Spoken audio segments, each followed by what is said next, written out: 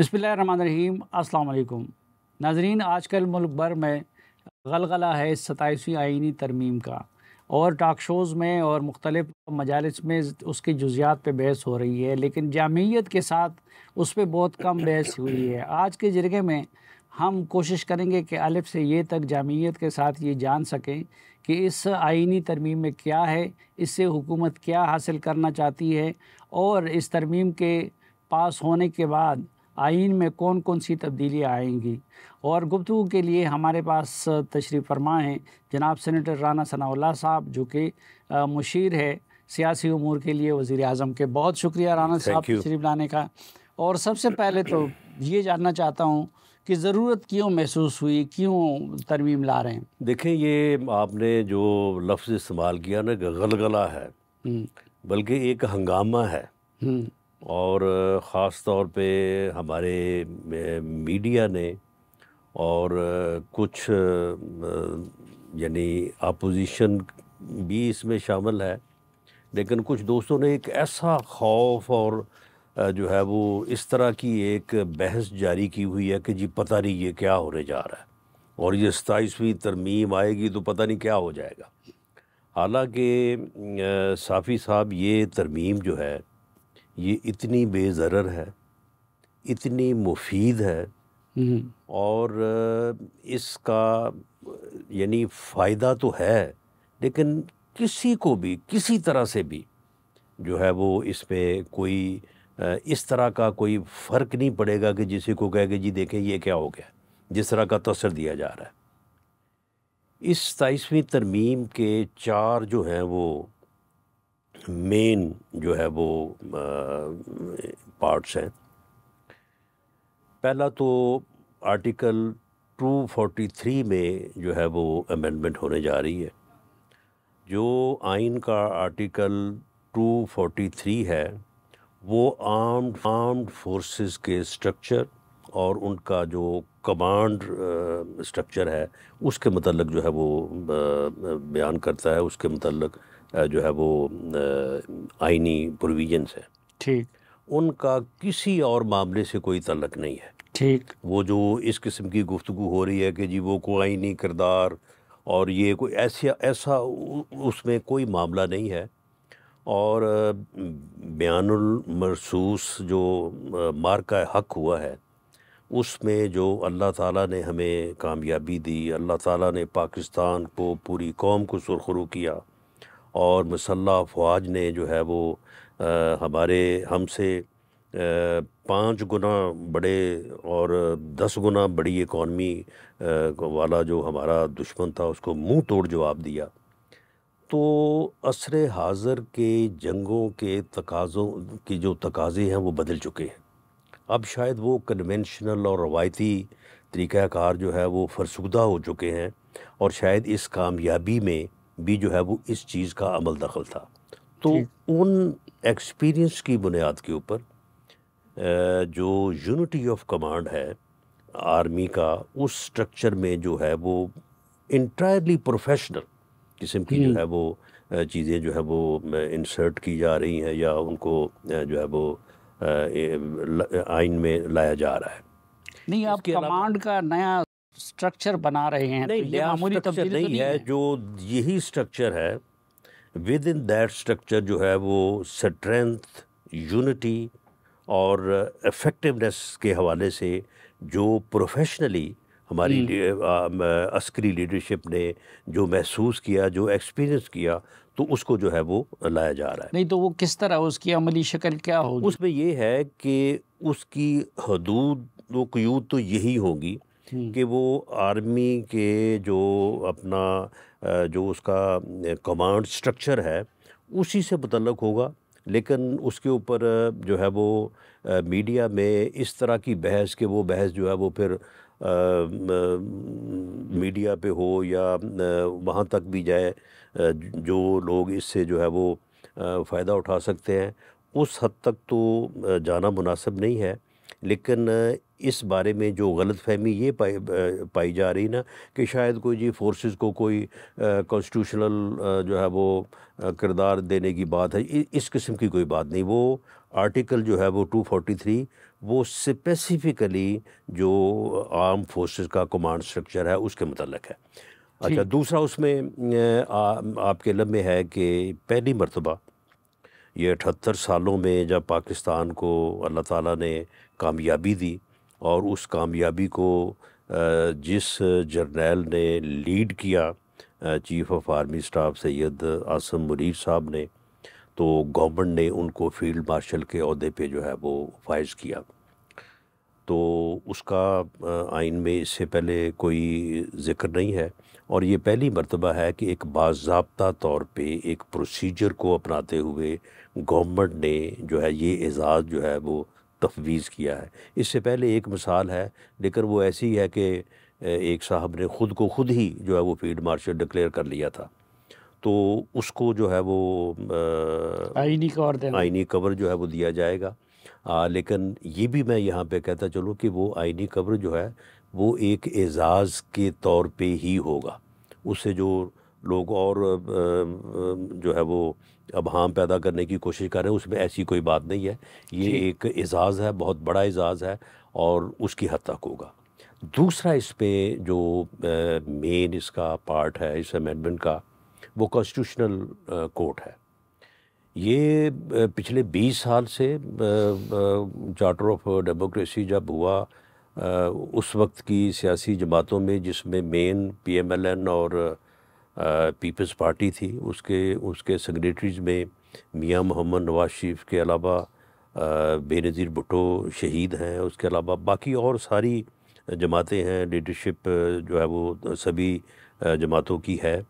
तो वो हमारा एक अनफिनिश्ड एजेंडा था। हम पिछली मरतबा 26 तरमीम में भी कॉन्स्टिट्यूशनल कोर्ट ही बनाना चाहते थे, लेकिन वो फिर मौलाना फजल रहमान साहब ने PTI के साथ इस बात के ऊपर अंडरस्टैंडिंग कर ली कि जी कॉन्स्टिट्यूशनल कोर्ट ना बनाएं, बेंच बना दें। तो हमने भी फिर उस कंसेंसस को जो है वो ऑप्ट करने के लिए, कैप्चर करने के लिए हम इस बात पे एग्री हो गए, लेकिन PTI बाद में वोट देने से जो है वो पीछे हट गई। तो एक तो वो कॉन्स्टिट्यूशन कोर्ट जो है तो वो कॉन्स्टिट्यूशन कोर्ट के जजों का तकर्रुर कैसे होगा? कॉन्स्टिट्यूशन कोर्ट के जजों का तकर्रुर वैसे ही होगा जैसे बाकी तमाम हाई कोर्ट्स और सुप्रीम कोर्ट के जज का तकर्रुर होता है। कोई ऐसा नहीं होगा कि उसमें गवर्नमेंट जो है वो जज को अपनी मर्ज़ी से जो है तकर्रुर करेगी, उनका तकर्रुर जुडिशल कमीशन ही करेगा। अच्छा, ये यानी इस किस्म के अब आम पैदा किए जा रहे हैं। अच्छा, उसके बाद जो इसका तीसरा मेन पार्ट है, वो है जो सोर्सेज हैं हमारे रेवेन्यू वसाइल की डिस्ट्रीब्यूशन जो है वो बिटवीन फेडरेशन एंड प्रोविंसेस। अब उसमें यह है कि प्रोपेगेंडा किया जा रहा है कि ये 18वीं तरमीम को ख़त्म कर दिया जाएगा। 18वीं तरमीम जो है उसमें तो बहुत सारी चीज़ें हैं, वो एक बहुत बड़ी जो है वो एक्सरसाइज हुई थी, जो मेरा ख़्याल है कि उस वक्त की सियासी जमातों ने और लीड किया था उस वक्त रज़ा रब्बानी साहब ने। मैं समझता हूँ कि उनका बड़ा इसमें जो है वो हार्ड वर्क था। तो 18वीं तरमीम जो है उसके ऊपर कोई इसमें ऐसा मामला नहीं है कि 18वीं तरमीम को कोई कह रहा है जी ख़त्म किया जा रहा है, कोई कह रहा है जी उसको जो है वो तब्दील किया जा रहा है। ऐसी कोई बात नहीं है। NFC में जो फार्मूला दिया गया है सूबों और मरकज़ के दरमियान, उसको भी हम कोई तकसीम करने के जो है वो दरपे नहीं है।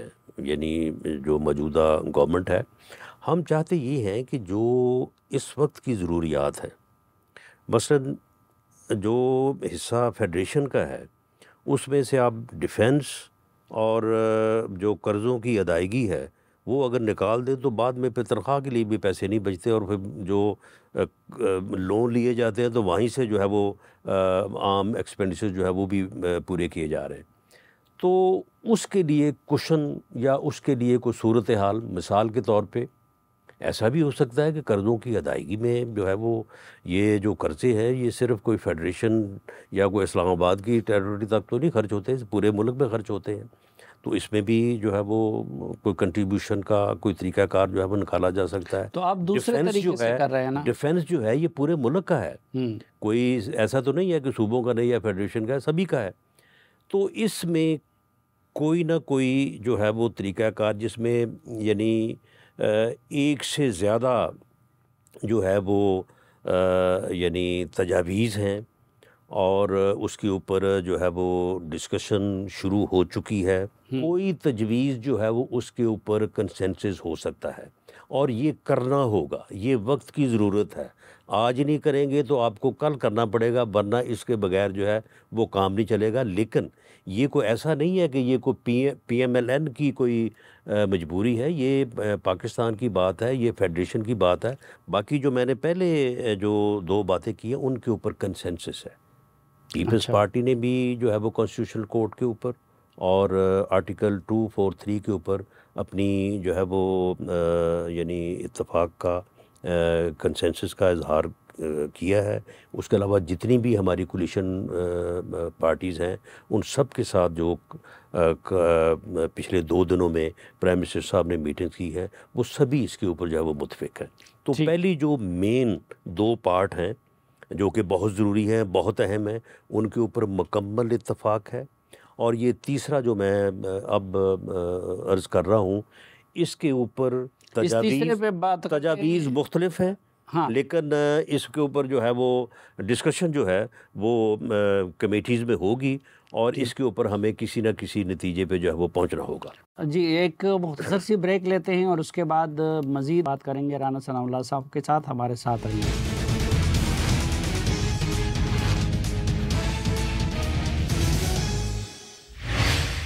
एक बार फिर खुशामदीद आपको जिरगे में। जी राना साहब, आप एक और मैंने पॉइंट बता रहे थे। 3 मैंने जो है वो मेन जो इसके 27वीं तरमीम के जो पार्ट्स हैं उनके ऊपर मैंने बात की थी। लेकिन अदलिया के इख्तियारात तो आप एग्जीक्यूटिव को दे रहे हैं ना? बिल्कुल नहीं दे। ये एग्जीक्टिव दोबारा बहुत सुन ले ज़्यादा पावरफुल नहीं हो जाएगा? इसी तरह से उसमें जजेस की ट्रांसफ़र से मुतल्लक भी एक शिक है। लेकिन अब पहला सवाल एक तो ये होता है कि जो आईनी अदालत होगी उसमें और मौजूदा सुप्रीम कोर्ट में सुपीरियर कोर्ट कौन सा होगा? वो दोनों जो है वो यानी उनका काम मुख्तलिफ होगा। जो कॉन्स्टिट्यूशनल कोर्ट है वो कॉन्स्टिट्यूशनल मैटर्स को सुनेगी और जो सुप्रीम कोर्ट है वो तमाम अदर जो केसेस हैं उनको जो है वो सुनेगी। दोनों के चीफ जस्टिस साहबान होंगे, उनमें से जो चीफ जस्टिस अपनी सर्विस के हिसाब से सीनियर होगा, he will be considered as senior and he will preside the judicial commission. अच्छा, और इसमें ये फैसला कौन करेगा कि कौन सा केस किस अदालत के पास जाना चाहिए? नहीं, वो तो जो रिट जुरिस्डिक्शन है आर्टिकल 199 एंड 184 85 86 उसके तहत जो लिटिगेशन जो है वो क्रिएट होगी या इमर्ज होगी तो वो कॉन्स्टिट्यूशनल कोर्ट को जाएगी, दूसरी जो है वो सुप्रीम कोर्ट को जाएगी। अच्छा, ये जजेस के ट्रांसफ़र का आइटम इसमें क्यों रखा गया है? अब देखें ना इसके ऊपर कितना जो है वो खौफ फैलाया जा रहा है कि जी देखें जी वो ज़ाहिर बात है, लोग जजेस समझते हैं कि आप जजेस की जो है वो ट्रांसफ़र करेंगे और ये हुकूमत जो है वो जजेस को लपेट देगी और जजेस को जो है वो ये कर देगी। ओ भाई, हुकूमत जो है इस तरमीम के तहत जजेस की ट्रांसफ़र का जो है इख्तियार वो विड्रॉ करने जा रही है। इस वक्त पोजीशन ये है कि चीफ जस्टिस साहब जो है वो रिकमेंड करते हैं और प्राइम मिनिस्टर एडवाइस करता है और on the advice of the prime minister जो है वो प्रेसिडेंट जो है वो ट्रांसफ़र करता है। ये इख्तियार मौजूद है इस वक्त कॉन्स्टिट्यूशन में। ये इख्तियार हम वहाँ से उठा के, प्राइम मिनिस्टर से उठा के, प्रेसिडेंट से उठा के हम दे रहे हैं जुडिशल कमीशन को। जुडिशल कमीशन वो अदारा है जो जजेस को एलिवेट करता है, जजेस को प्रमोट करता है, जजेस को कंफर्म करता है। तो फिर जजेस को वो ट्रांसफ़र क्यों नहीं कर सकता? मैंने ये सारी जो 27वीं तरमीम है इसका मैंने जो है वो 4 हिस्सों में करके हर चीज़ आपके सामने बयान कर दी है। तो आप मुझे बताएं इसमें कौन सी ऐसी बात है कि जिसका जो है वो वाबेला और गलगला और खौफ फैलाया जा रहा है। हाँ, ये सारी चीज़ें जो है ये मुल्क के लिए, कौम के लिए, आइन के लिए मुफीद हैं। इसी तरह से आप पॉपुलेशन है। अब आप मुझे बताएं कि इस वक्त आइन में इंसेंटिव है, आप आबादी बढ़ाएं आपका सोर्सेज में जो है वो हिस्सा बढ़ेगा, तो ये डिसेंटिवाइज नहीं होना चाहिए। और क्या अगर पॉपुलेशन अगर इसी तरह से बढ़ती रही और अगले आप 25 30 40 सालों में आप 50 करोड़ हो गए, तो फिर जितनी मर्जी आप तरक्की कर लें, आज से बुरे हालात होंगे। जजेस की उम्र के बारे में क्या तब्दीली कर रहे हैं जजेस की उम्र और के बारे क्यों कर रहे में हैं? तजवीज़ है कि क्योंकि कॉन्स्टिट्यूशनल कोर्ट में सीनियर तरीन जजेस का तकर्रर जो है वो किया जाया करेगा, जो कि सुप्रीम कोर्ट के जजेस में से ही होगा और जुडिशल कमीशन करेगा। तो उनको जो है वो फर्दर जो है वो 3 साल दिए जाएँ कि वो वहाँ पे सर्व करें।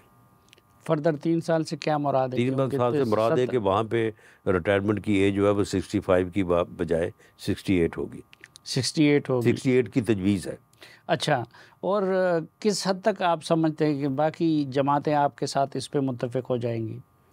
देखें, कॉन्स्टिट्यूशनल कोर्ट के ऊपर तमाम जमातें मुत्तफिक हैं। पीपल्स पार्टी ने अनाउंस किया है वो मुत्तफिक है। आर्टिकल 243 के ऊपर तमाम जमातें जो हैं वो मुत्तफिक हैं। ये बाकी जो इश्यूज़ हैं इनके ऊपर भी सभी, इनकी जो अहमियत है, अफादियत है, इनकी जो नेसेसिटी है, ज़रूरत है, डिमांड है, उसके ऊपर सभी मुत्तफिक है। लेकिन एक कहता है कि जी इस तरह से कर ले, दूसरा कहता है जी इस तरह से बेहतर होगा। तो इसके ऊपर हमने एक जो है वो एक कमेटी जिसमें तमाम पार्लिमानी पार्टीज़ की रिप्रेजेंटेशन होगी, उसके अलावा स्टैंडिंग कमेटीज़ हैं, तो इसमें जो है वो बहस होगी। लेकिन ये बात मैं on behalf of prime minister of Pakistan ये वाज़े कर दूँगा, ठीक है, उसके ऊपर डिस्कशन जारी रहेगी। वो फिर आने वाले वक्त में, क्योंकि ये ऐसी चीज़ें हैं कि इनको करना पड़ेगा, पॉपुलेशन को आपको उसका कोई ना कोई हल निकालना पड़ेगा। ये सोर्सेज़ की जो तकसीम है या बैलेंस जो है, ये आपको बिल आखिर करना ही पड़ेगा। इसी तरह से जो दूसरी चीज़ें हैं उनकी उनकी जो है वो इस वक्त डिमांड है। अगर आप इस वक्त अपनी ज़ाती पसंद नापसंद और बहस में उलझ जाते हैं और नहीं करते, लेकिन आने वाले वक्त में आपको करना पड़ेगा।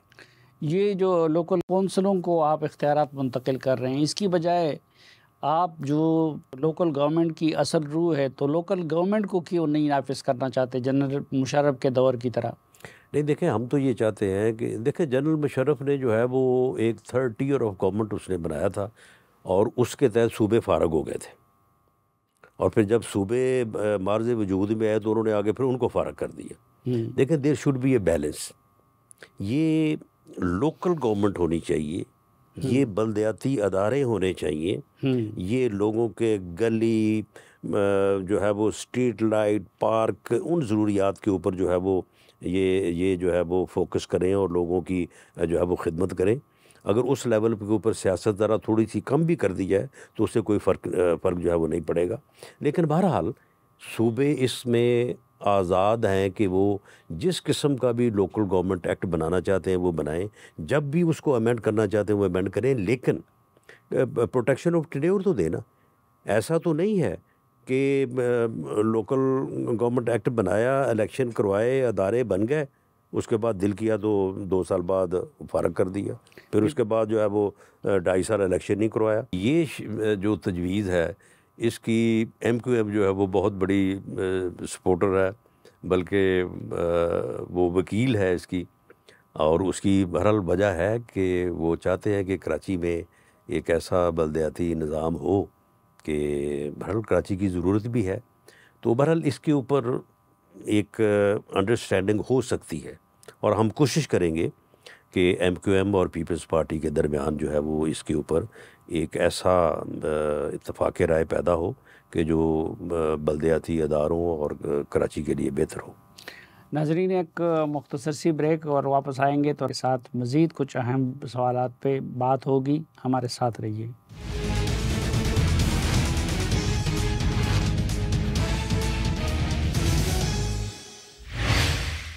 एक बार फिर खुशामदीद आपको जरगे में। आज के जरगे में हमारे साथ हैं जनाब सेनेटर राना सनाउल्लाह साहब। राना साहब, ये तो उसके खदोखाल हो गए 27th अमेंडमेंट के, अभी तक इसको छुपा के क्यों रखा था आप लोगों ने? नहीं, इसे छुपा के नहीं रखा। इसमें देखिए हुआ ये कि जब 26वीं तरमीम हुई तो उस वक्त वो मसब्बतों का बड़ा शोर मचा।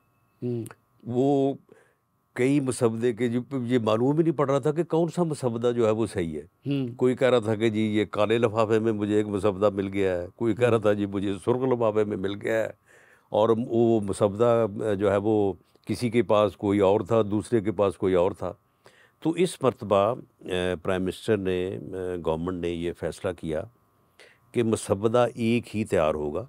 आप जो है वो शिक वाइज, जिस तरह से मैंने अर्ज़ किया है कि आप तमाम पॉइंट्स को जो है वो यानी राइट डाउन कर लें, और उसके ऊपर जो है वो सभी के साथ जो है वो एक कंसेंसस जो है वो पैदा करने की कोशिश की जाए। उसके बाद मसवदा एक ही तैयार हो, और वो मसवदा जो है वो पेश हो कैबिनेट में। कैबिनेट जब उसको अप्रूव कर दे तो उसके बाद फिर उसे सेनेट में या कौमी असम्बली में पेश करके स्टैंडिंग कमेटीज़ के पास जाए, और वहाँ पे उसके ऊपर जो है वो सभी जो है वो बहस करें। तो माजी को देखकर लोग घबरा रहे हैं ना। नहीं, माजी में आप लोगों ने जिस पुरस्कार तरीके से तरामीम पास किए तो उसकी वजह से लोग लेकिन घबरा इनमें कोई पुरस्कार तरमीम नहीं है। हम्म, इनमें सारी ये तरामीम जो हैं, अब मिसाल के तौर पे इलेक्शन कमीशन के तकर्रर का मामला है, हम्म, तो अब वहाँ पे स्टेलमेट हुआ है ना, यानी वो अब अपोजिशन और गवर्नमेंट में जो है वो इत्तफाक राय नहीं हो रहा। तो उसका भी हमने यही सोचा है या तजवीज़ है कि अगर in between leader of the opposition and prime minister जो है वो किसी बात पे अगर इत्तेफाक ना हो सके फॉर 30 या 45 डेज़, तो वो मामला जो है वो जुडिशल कमीशन को चला जाए। जुडिशल कमीशन एक ऐसा अदारा है कि वहाँ पे जुडिशरी भी है, गवर्नमेंट भी है, अपोजिशन भी है, बार्स भी हैं, और सिविल सोसाइटी भी है। जुडिशल कमीशन किसी को भी कर सकेगी या कि जो सदर और अपोजिशन लीडर के नहीं, वो तजवीज़ करदा नाम? तरीक़ाकार तो वही होगा जिस तरह से जो केयर टेकर सेटअप है, अगर इन बिटवीन जो है वो गवर्नमेंट एंड अपोजिशन में फ़ैसला ना हो सके, तो वो फिर वही नाम जो होते हैं वो नाम भेज दिए जाते हैं इलेक्शन कमीशन को, और इलेक्शन कमीशन उनमें से फिर किसी एक का तकर्रर कर देता है। तो अब भी तरीक़ाकार तो वही होगा कि जो नाम ज़ेर बहस आएंगे in between leader of the opposition and government, तो वो नाम अगर इत्तेफाक नहीं होता, वो नाम आगे चले जाएंगे। इत्तेहादी सब आपके साथ है इस मामले में? देखिए जी, अब मैंने आपके सामने अर्ज़ किया कि इससे इख्तलाफ कौन कर सकता है? इससे कोई इख्तलाफ की गुंजाइश है? तो इसमें क्या इसमें नहीं तो किस राना बात का साहब, इख्तलाफ हकीकत होगा? ये कि मजमूई रूह ये नहीं है कि जुडिशरी को मज़ीद अपने हाथ में लाने की कोशिश है। बताएं किस तरह से? पिछले आपने जिस तरह से किया, ने पीछे हमने क्या किया? जुडिशरी को यानी इग्नोर किया। ये वैसे ही प्रोपेगेंडा। यानी अब देखें, बाज़ हमारे दोस्त अपोजिशन के बैठते हैं, वो कहते हैं जी देखें जी जुडिशरी का बेड़ा गर्क कर दिया, जजेस को ये कर दिया, वो कर दिया। अब भी बताएं ना क्या किया क्या है? यानी जजेस की ट्रांसफ़र के ऊपर जो है वो इतनी ले-दे करते हैं कि जी जजेस को जो है वो जो है वो उसकी उनकी इंडिपेंडेंस ख़त्म कर दी। ओ भई, गवर्नमेंट से इख्तियार लेके उनकी ट्रांसफ़र का हम तो दे रहे हैं जुडिशल कमीशन को। जिस जुडिशल कमीशन ने उनको तैनात किया है, जिसने उनको कन्फ़र्म किया है, जो उनको निकाल सकता है, तो उसको दे रहे हैं इख्तियार। और इसी तरह से जो अपना कॉन्स्टिट्यूशनल कोर्ट है, अब आप देखें कि 24 इस वक्त सुप्रीम कोर्ट के जजेस हैं। उनमें से 11 लोग जो हैं वो कॉन्स्टिट्यूशनल पिटीशन सुनते हैं, और बाकी जो हैं वो दूसरे केसेस सुनते हैं। अब कॉन्स्टिट्यूशनल जो पिटीशंस हैं वो 5% हैं, 95% दूसरे केसेस हैं। जबकि कॉन्स्टिट्यूशनल पिटीशन जो है वो टोटल जो टाइम है सुप्रीम कोर्ट का, उसका 50% जो है वो 5% ले जाती है, और 50% जो है वो बचता है बाकी 95% केसेस के लिए। अब जो सुप्रीम कोर्ट के जजेस होंगे वो पूरा वक्त जो है वो उन लोगों के केसेस सुनेंगे जो 10-10 साल जो है वो 15-15 साल अपने केसेस के फैसलों का इंतज़ार करते हैं। और ये 7 या 9 जज होंगे जो कि कॉन्स्टिट्यूशनल कोर्ट में होंगे। वो जो भी वो 5% केसेस हैं उनके लिए वो जो है वो हाज़िर होंगे, वो मौजूद होंगे, वो केसेस वो सुनेंगे। आज़ाद कश्मीर और जेबी के लिए कोई इसमें है कानून साजी? नहीं, उनके लिए कोई इसमें जो है वो ये अच्छा, चीज़ें अगर इन चीज़ों से किसी जगह पे वो अफेक्ट हो रहे हों तो यानी मिसाल के तौर पे ये जो कश्मीर कौंसिल की वापसी की बात हो रही है। नहीं, अभी इसमें 27वीं तरमीम में वो नहीं है। अच्छा, तो और बाकी अब आप पास किस तरह करेंगे? सेनेट में जो 3 अरकान की कमी है, वो कहाँ से पूरी होगी?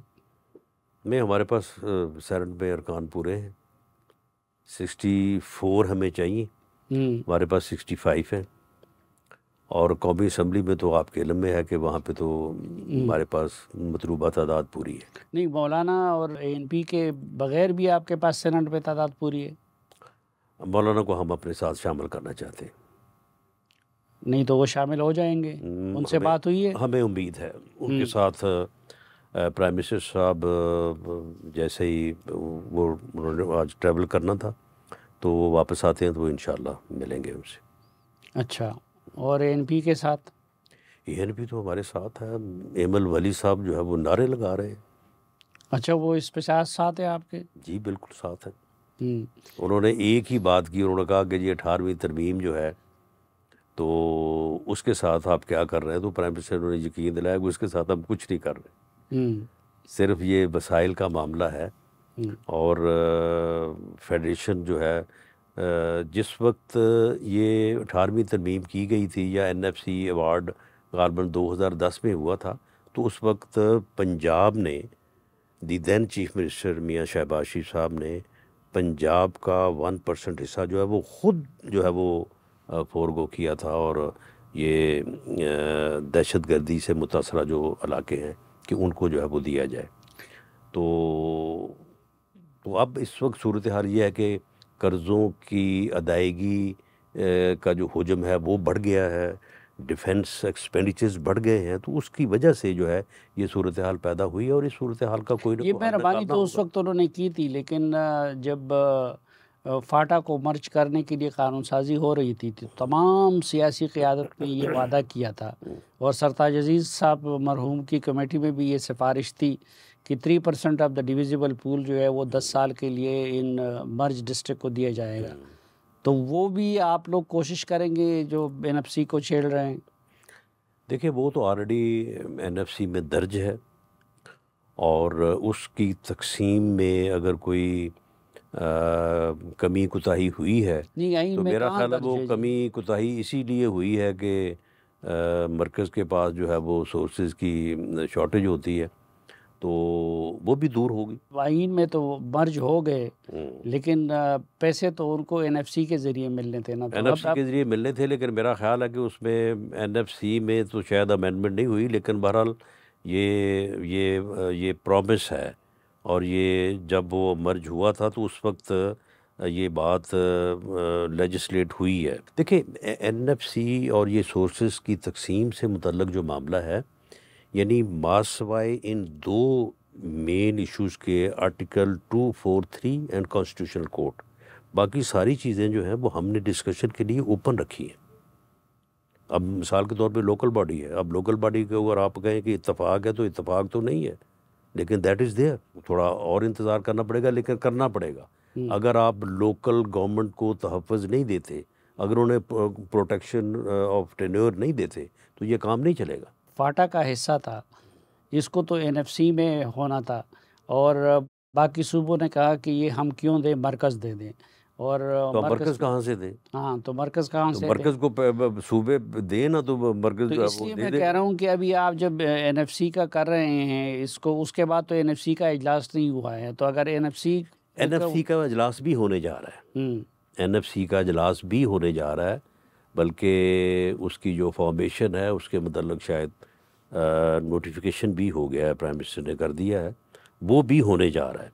ठीक। तो इसलिए ये जो कहा जा रहा है कि जी जल्दी क्या है, तो जल्दी इसमें यही है कि ये चीज़ें जो हैं अब ये सामने आ गई हैं, जिनके ऊपर कंसेंसस हो उनको ऑप्ट कर लिया जाए, जिनके ऊपर कंसेंसस नहीं है उनके ऊपर जो है वो गौर व फिक्र और डिस्कशन जो है वो जारी रहे।